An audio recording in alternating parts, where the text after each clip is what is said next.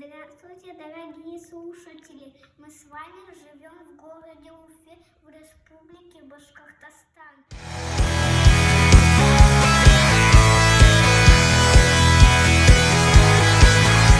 Повлияло на развитие нашей республики, и сегодня я вам хочу рассказать об одном герое Салавате Юлаеве.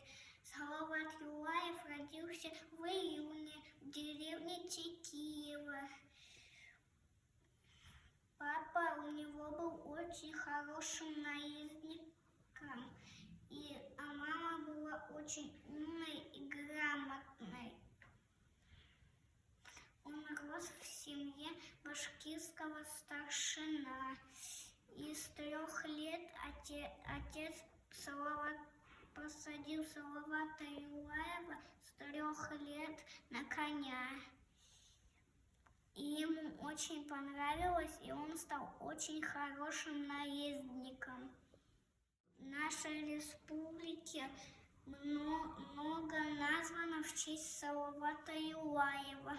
Город Салават, улицы, хоккейный клуб, Ледовый дворец, проспект. Памятник его поставили возле реки Белой на холме. Не только сильным воином, но еще был поэтом. Он писал стихи везде. Когда едет на лошади, может сочинить стих или песню. Когда возле костра сидит, может сочинить стих или песню. Даже когда перед войной может сочинить стих или песню.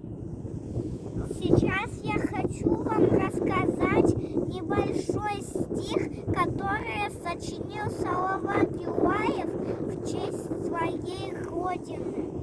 Славен мой Урал высотою скал, гребни горных круч плещут из-за туч. Месяц серебрит ручейки долин, сосны и гранит, и снега вершин.